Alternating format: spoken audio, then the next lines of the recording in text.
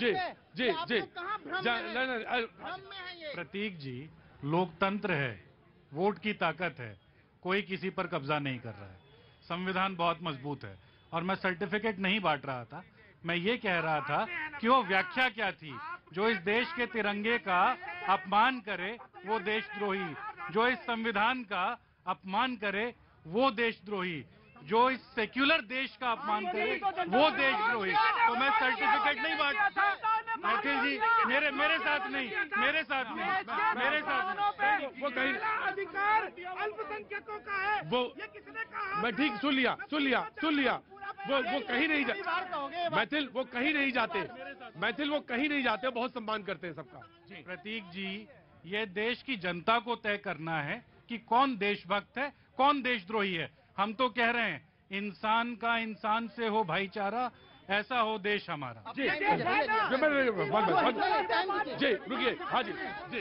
देखिए प्रतीक जी, आज तो सत्ता से बाहर होने के बाद इनको राम भी याद आ रहे हैं और इंसान से इंसान का भाईचारा भी याद आ रहा है। लेकिन देश के अंदर इनके शासनकाल में 45,000 से ज्यादा दंगे हुए, जिसमें हिंदुओं के सच्चाई तो ये है कि 2014 के बाद मजहबी शासन आया है। 2014 से पहले ना हिंदू था ना मुसलमान थे, हम लोग एक इंसान थे।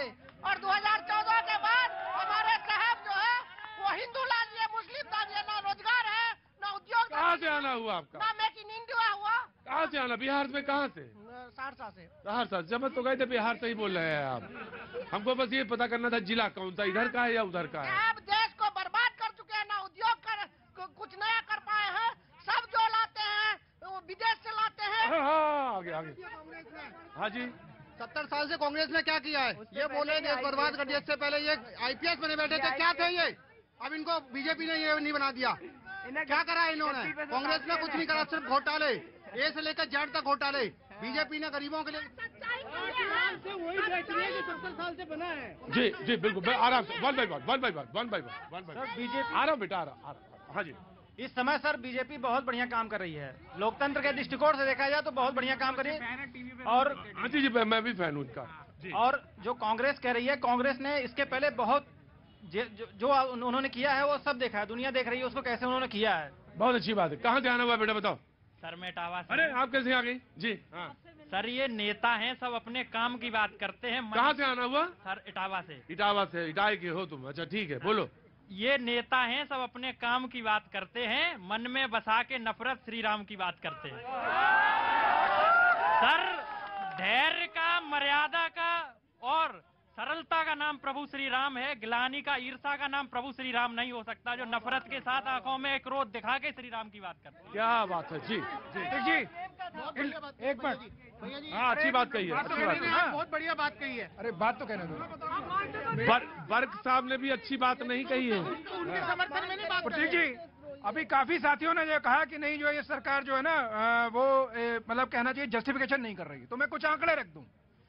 जब सरकार की कुछ 3 बड़ी योजनाएं हैं, प्रधानमंत्री आवास योजना है, आपका उज्ज्वला योजना है, रुकिए ना यार, किसान सम्मान निधि है, इसमें उत्तर प्रदेश के अंदर 30 से 35% लाभार्थी अगर मुसलमान है तो ये भेद है या मतलब जो सरकार का जो सबका साथ सबका विकास का जो दृष्टिकोण है।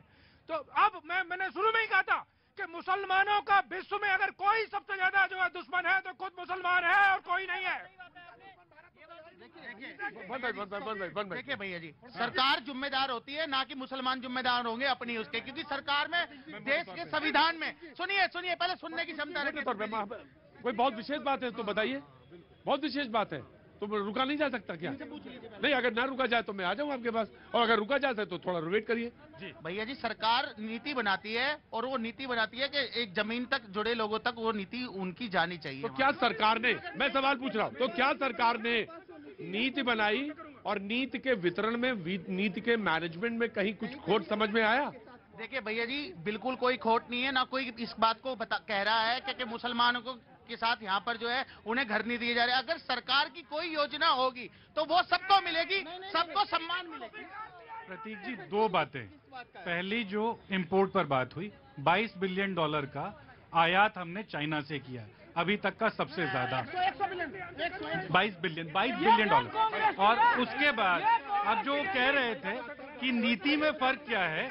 नीति में फर्क ये है कि जो माइनॉरिटीज के लिए स्कॉलरशिप थी उसमें 30% की कटौती की गई है, तो नियत दिखती है।